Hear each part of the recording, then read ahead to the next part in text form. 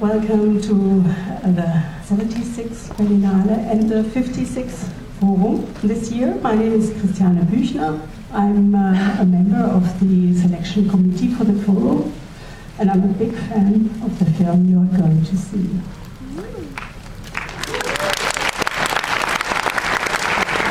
So it's a pleasure for me to welcome the director of Lust, Ralitza Petrova. Please give her a warm welcome.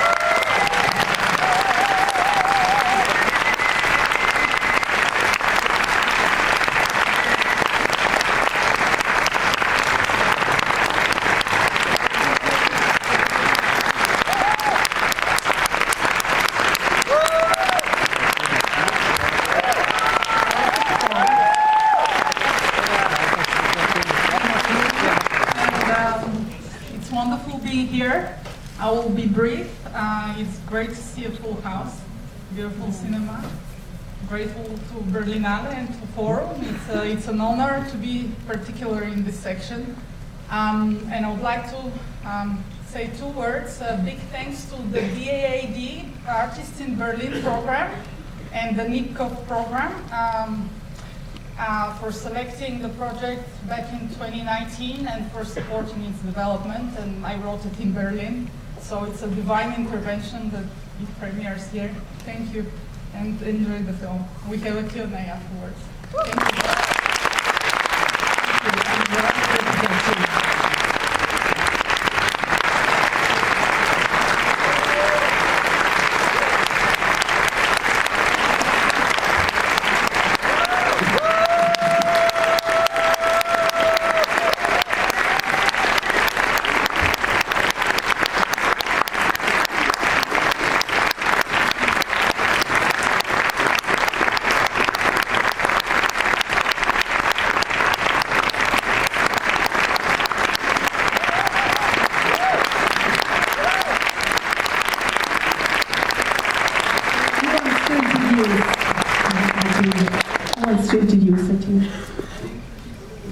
I'll introduce the producers from the Bulgarian side and the Danish side and the Swedish side, and then they'll introduce the team. So Polly Angelova and Nikolai Todorov are from the Bulgarian side, the producers.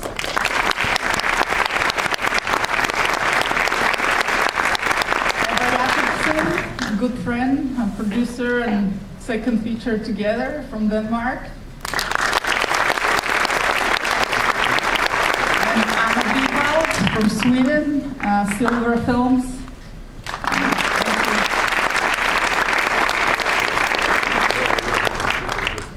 Good evening. Thank you that you share this very special moment with us tonight.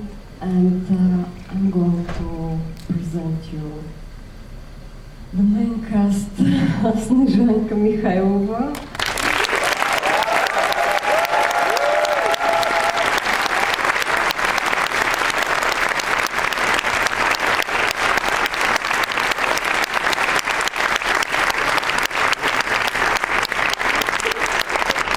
Никола Мутахов.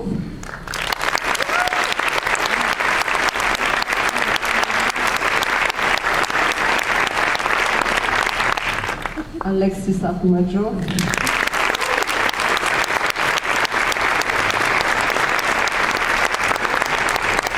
Our casting director Nina Boyanova.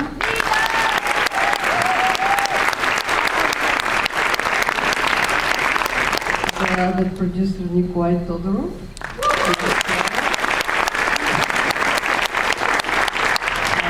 Our editor Per Kierkegaard.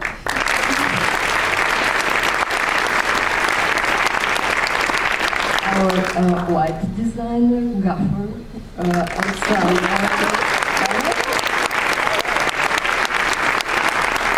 and our DOP, Julian Afanasyev.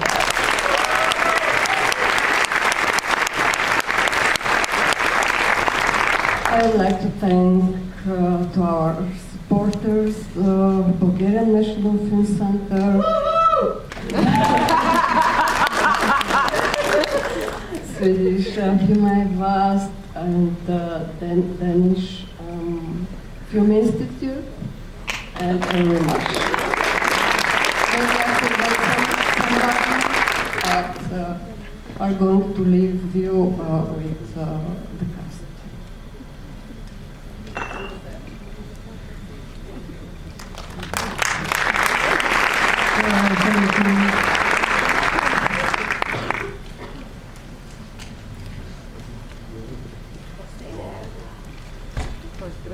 Oh, they all disappeared.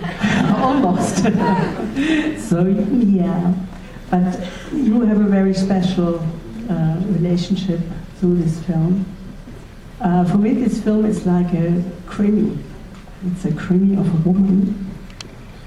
Maybe you can just open a door how you started this project and how you started to collaborate with Snejanka. Well, I always start my films from a feeling or a personal place, and then I move into something that is more meta and conceptual, and which gives me the distance. And I imagine which genre I can formally work with. I myself have grown without a father figure as such, and so that was the genesis. In 2016, my father passed away, and we met maybe a few times, and I experienced that feeling of kind of that dissociation and mourning the absence, and I thought that was once I was through that, I thought that was interesting to honor that, and to honor also daughters and make a film that is very much through the female gaze, and then I started thinking of the mystery and all the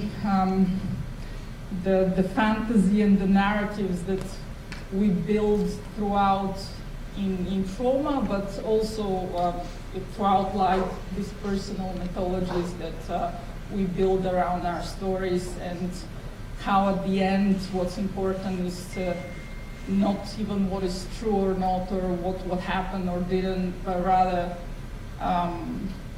to free ourselves, and how do you get free. And I was interested also in addiction a lot as a crutch. We live in a world that I dare say we've got not one but a few addictions. Starting with Instagram, that literally linguistically means Instagram of instant gratification, and then we can extrapolate from there. But so I was interested in addiction as a way of as a coping mechanism in today's world, and then I spent a lot of time researching and going into 12-step groups, and actually in Berlin a lot of people were like, "So Ralitza, are you going to Berghain?" And I'm like, "No, I'm going a lot to AA meetings," and so that was really great actually, and I learned so much, and I'm really grateful to Berlin, and I spent nearly a year here within groups for sex and love addiction, for all sorts of Alcoholics Anonymous, etc., and male groups, female groups, all sorts, and that was an eye-opener, and I heard a lot of very honest stories, and that gave me a lot of the measure as well, because I didn't want this to be the front of the film, but rather the subtext, and that gave me the right measure of getting just a little bit of that as a context for the story. And then I don't want to demystify too much, because of what the author wanted to say. I think everyone, I hope, has a personal connection and sort of dialogue with the film. But because actually I'm very interested in distance and form minimalism. So I was interested to creating space for an audience to come in and have a dialogue with the film rather than having an emotional, sentimental sort of take on it. And then Snejanka, who is such a great artist, and perhaps I'm so grateful that we cross paths. You're not an actor as such. You're a philosopher and an artist, a performance artist, and thank you so much for your devotion, commitment, your concentration, for sharing yourself so deeply and personally, and thank you. And I learned, we had an interview.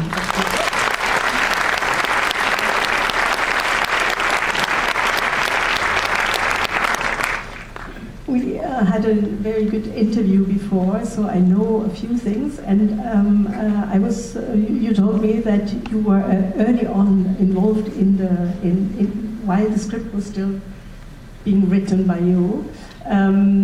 Maybe you can give us a little bit of an insight how you crawled into this Lilian that Ralitza created for you. And it was definitely created for you, I think. At least from a certain point, at least. Thank you. Actually, when Ralitza came to me, she came with a very already crafted character. So there is, and we start it took time. It took at least 8 months before we agreed to do the film together. It wasn't a spontaneous decision because I wanted to be sure to be able actually to do the task I was invited to. And I knew the work of Ralitza, so I know that she creates these very powerful female portraits. And actually, I really associated with, instead of an image, with icon painting, where the gaze is always inward. So when you encounter an image, actually you encounter yourself, and the image appear in a relationship. So for me, it was very important to create Lilian as almost, instead of an image, instead of imagining her, how she needs to be dressed, how she needs to move, actually to build Lilian as a relation to the camera and relation with Ralitza in the set. So for me, the character is emerging instead of me impersonating her. And that allowed me to work very much with stasis, and as well with this almost as if she was sealed, that you cannot actually, she will never let you really understand what is happening. And this was important for me as a contraposition so the sealed image and actually the vulnerability with which I worked, in which I can allow the camera to go in places beyond the image. And I knew that in very intuitional way that Ralitza was searching for that.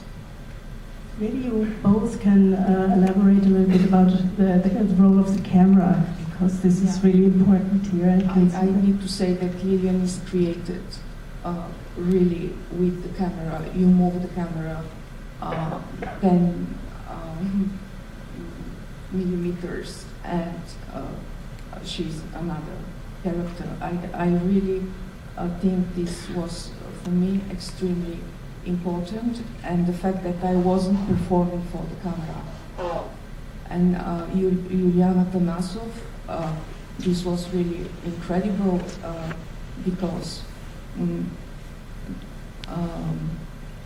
he allowed that. We were full strangers, and we stayed complete strangers towards all the process, and that I think was important. This in-between space.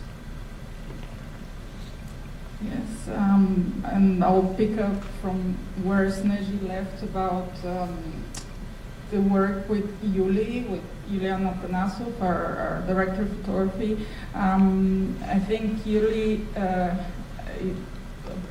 his talent is undoubtable, but to me what's really special about his eye is that he's able to give space and for a personal, for the character and the actor to exist, like an intimate space. So we would talk like this is a close-up. It's not like here. So this kind of intrusion was, non-intrusion was very important for us, and to let Sneji and Lilian have her privacy within which to exist. And then we very much talked about the before and after, because also conceptually, this is a one-week story, so for me it was very important to be mindful of what is the spectrum of change for the character, how many degrees. And we know from life that sometimes it takes a lifetime to shift even 2 degrees or 4 degrees. And within a week, how much can a person shift? Not much. Many things can happen as they do.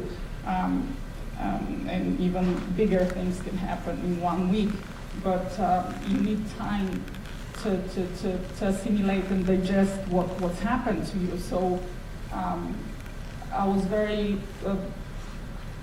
clear about we're filming and framing a shift. It's just a crack. And the character gets awareness or experiences an awareness, and we leave it there. And so the before and after of the crack was very much part of the conversation and how the camera sees her. And we were talking with Yuli about this presence of the camera, that it's almost like this kind of a spiritual presence, almost like nagging and always being there. Like Lilian would go to the toilet, the camera's already there. So it's this omnipresence of the camera. I love this shot when after she masturbates, she prepares for work and she's reading these intellectual books, and we don't see her face, and we're just hovering behind her back, and she's faceless, and that. So she's shying away from the camera, but we're just here. We're like, hello, you need some change, and we're really like pressing on the character, like being really giving her no space for intimacy and privacy, and that was very deliberate. And as she cracks and becomes more open, or takes agency, or accepts her fate in a way, after she denies the crooks, and that's a shift in her decision of accepting her fate of narrative. And so from then on, the camera becomes more like a friend, and more open, and more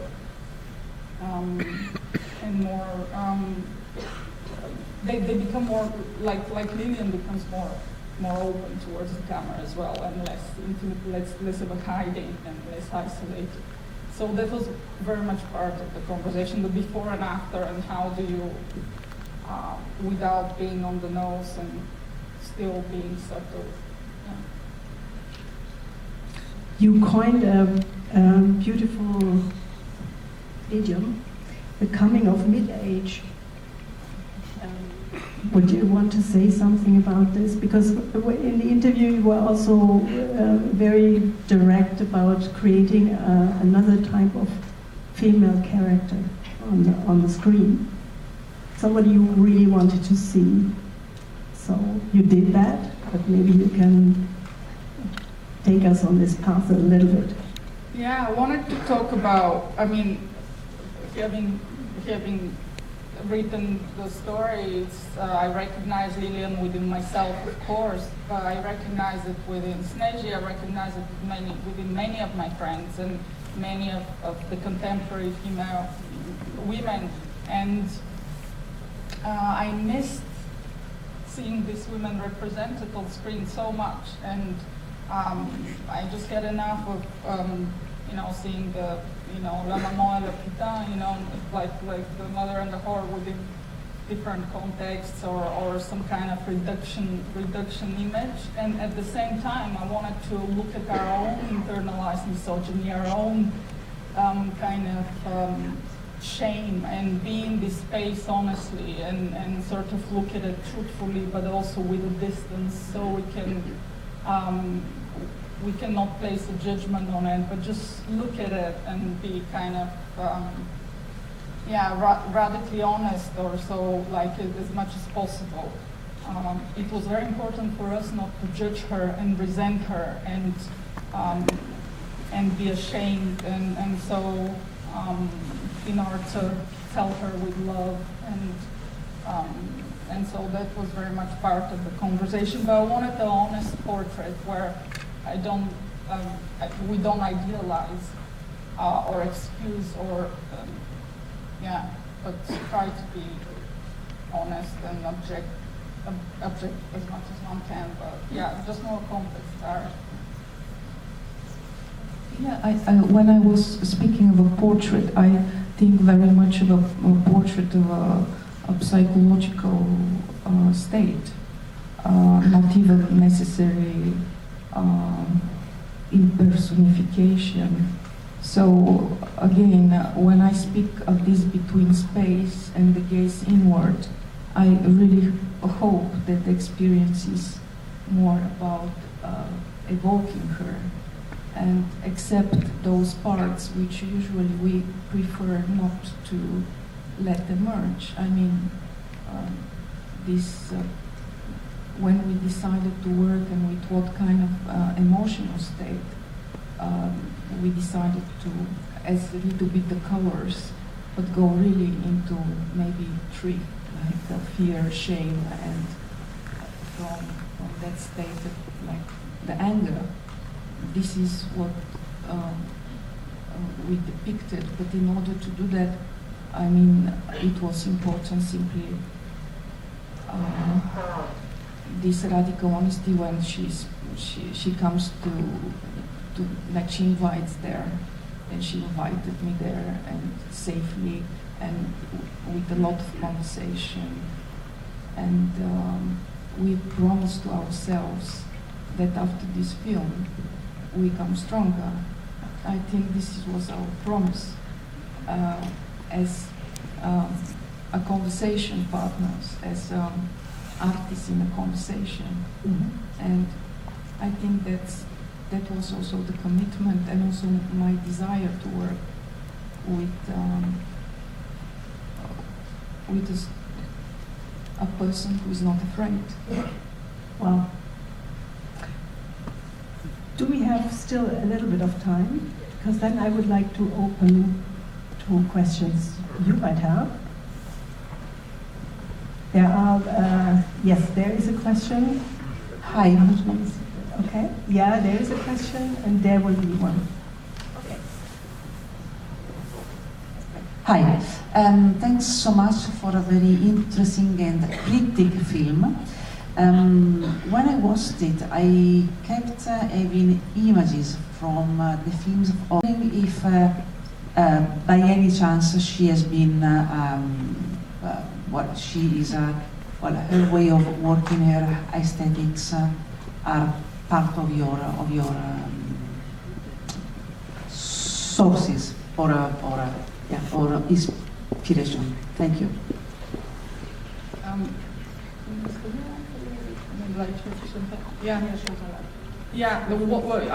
Are you asking whether there is an inspiration around? Can you wave, because I can't see?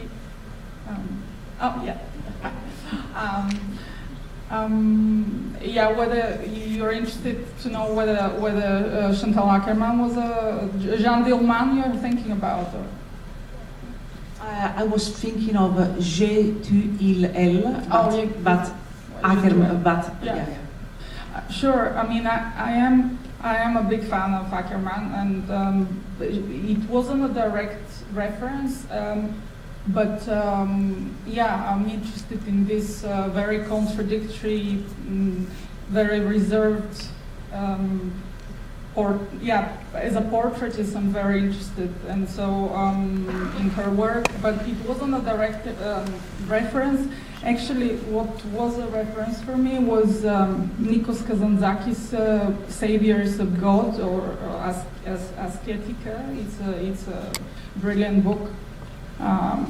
Where he writes, he's a Greek writer, and he writes a lot about our relationship with the spiritual realm and a higher power of our understanding and our responsibility to saving the higher power rather than waiting to be saved. And so that text was very much part of the work. And but aesthetically, yes, it's close to it's close to. We share similar aesthetics. Well, I like Ackerman's aesthetics, but it wasn't a direct reference. But it's a master filmmaker, Ackerman. There is another question. Yes, over here. Hi. Hi. 10 years ago, I was in Kino Odeon in Sofia watching Mazbok, Godless. I'm pretty sure I was wearing the same. And I was applying for my philosophy studies here that I am now finishing on that same Lao Tzu quote that started the film. And I ended up talking to you afterwards, very stoned, and had a very fucked up sex life, and now I'm a sexual counselor, and I am free.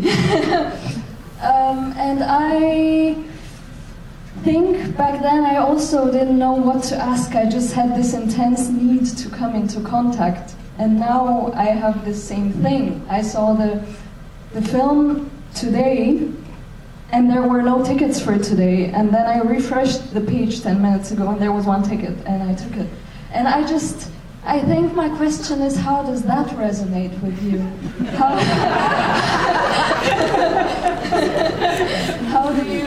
How do you, because there is so much in this film that is touching so many corners of me, and how I live my life, and what has made me into this, like being born and raised in Sofia.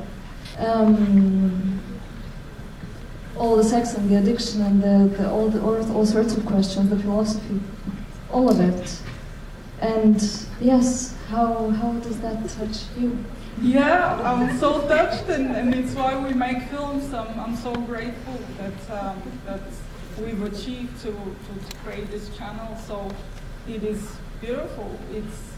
It's the only reason we're here making them, because it's really tough, as the team knows, and anyone that makes films. I mean, it's hardcore making a film and coming out alive. It's apparently statistically it's 10 years. We live 10 years less than other professions. So it's what makes it worthwhile. Yeah. Well, I hope not forever. I hope we will get old age. But I'm very pleased to hear and really touching. Of course, it's beautiful. I hope we honored some truth that you can recognize. Definitely. Thank you. Thank you. Yeah, very nice. So is there another question here? Another encounter we can have? Yes, there is a hand I can see. Did you? Okay. Okay. Hello. Thank you very much for this film and for being so open with us. And also thank you to Snejanka for portraying this character. I have one question about specifically the religious aspect, and you mentioned that you don't really want to explain too much, but I want to ask you personally, Ralitza, about your relationship to religion as it is there as a kind of as an element when it comes to the character. I want to ask you what's your relationship to that. And as a bit of a lighter question, you mentioned that you were working on the script while being in Berlin. Is the bondage element something that got inspired from here? Because there's a reputation of it here that, I mean, thank you. Yeah, thank you for the question. I'll start with the bondage. Well, I'm not a practitioner myself, although I'm curious, but it's what I find. Well, I find it beautiful aesthetically, and that was my initial attraction. But also, I'm very much interested in metaphors and meta representation of psychological states. I dare not compare myself, God forbid, to Van Trier, but he's a master for me in that representation. I love his work, his early work. Again, no direct references, but I love his sensitivity, and also being a male director that can really portray complex female characters, one of very few. So if we think in that kind of connection, I'm interested in finding meta, very haiku, very compact and direct metaphors for a psychological inner state. And for me, shibari, which is that particular practice of BDSM, was that was giving me that image. Then I went into the community. I didn't want to exploit, so and I was speaking to a lot of practitioners, and then within the practice itself, there is a very deep connection of trauma healing through it, because at the center the stakes are about consent. You lift a finger, and that female character that gets slapped, I get really worried. I got really worried when we were filming this, because I was worried about exploiting, and I was like, oh my God, are you okay with this? And she was like, yeah, Peter, it's fine, you know, this man that was slapping her, and their friends, and after that, I was asking her of her experience, and she goes, listen, it takes an hour, there is a protocol, there are rules about it, I lift a finger and he'll stop, and this is an experience, it's a recreation, and it's very much linked to reliving and healing trauma and coming out of it, having agency, which within the trauma context usually we don't have agency. That's why we end up being traumatized. So that was part of it. I was doing a lot of research in Bulgaria in the BDSM community. I know it's big in Germany, but I was interested in not in the Asian context, but in the European context. So I was researching all across Europe of people's experience, and there are many constellations of it, and very beautiful and very honest, and very that consent thing. It's really central, and it's very beautiful, and emotionally people experience a deep connection, and I was really interested in that. And then about religion, I'm not religious. I'm baptized in the Orthodox tradition, but I regard myself as a spiritual practitioner and believer. I'm a believer, that's for sure. I totally differentiate. Religion for me is politics, and it's a form of control in many ways, or it has become that. I'm a believer though, and that's very important to me, and it's part of my work. I would like to say something about creation and the sadomasochistic aspect of it, and especially in being in a dialogue with Ralitza, and during the work in which you have somebody who is directing you. So it's a little bit like the voice in your head, and that dimension of so the transformational aspect of this very sadomasochistic dimension of what creation might mean and be in cinema. I just come into cinema, so I'm a little bit also observing what that means to receive, do this, do that, do this, do that, and you're like, okay, so this is the internal voice which she's dealing with. But that for me was important at one point to break. And actually, this is what we have been talking about, how the crack is not simply in the character, but is in the way we create. And that space which we can renegotiate in the relationship. And the second thing about religion, I would like to get into the image of the Lilian upside down, which is as well our poster. And for me, it's very strongly connected to the notion of metanoia, metanoesis, which is basically the Greek term for repentance, or the possibility not so much to think of repentance as guilt and in relation to guilt, but the way in which you can reconsider your gaze into the world. So for me, actually, the religious reference also of many saints which are upside down, and I think we very consciously worked with the possibility of re-narrating as well that story from with the female body, and that was very important. And as well, text is not so is like scarce in the movie, but the central part is a prayer.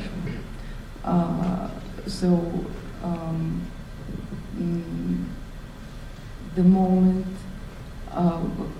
as we had together with the psychological layer, I think we do have really the attempt to re-narrate as well spiritual level.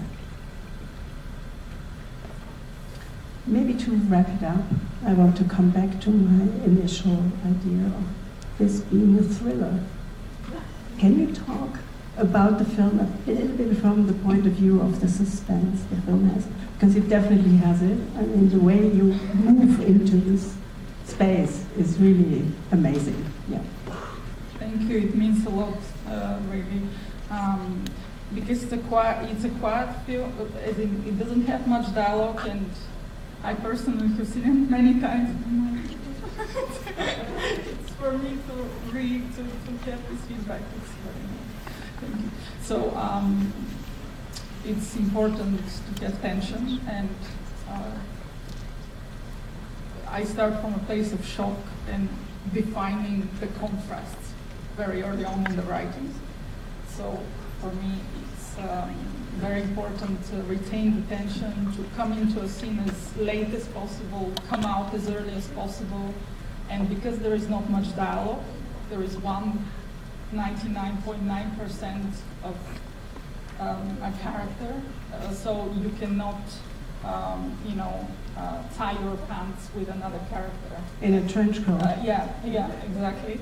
And you cannot escape in the, you have one central character that the whole film relies on. So in terms of syntax and language, you really need dramaturgically to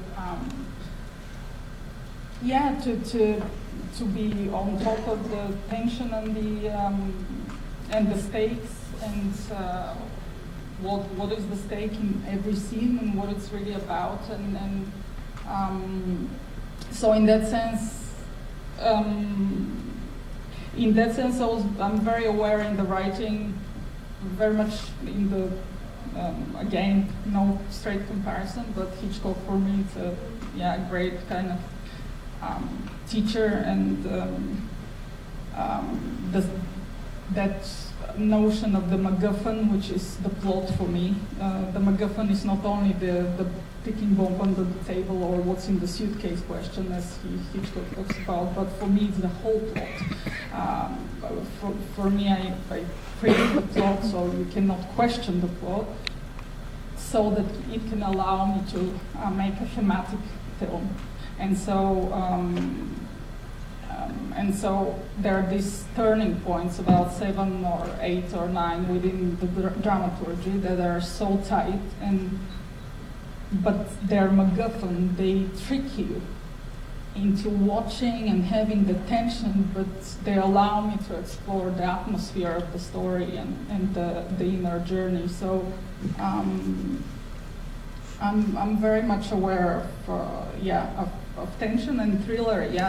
Thriller and mysteries at the center here, since it's the representation of the father is a dead body and an empty apartment. So how do you create tension? And that was very much the goal of to Snejanka. Okay. You both have become better women, working together. And here somebody also, so let's hope that we all became better people. And I really wish you a lot of success with this film. This was the first showing, and do you want to say something? Maybe not better people, but more courageous. This is what I would say. So thank you very much, and a lot of success with your film. And thank you for being here.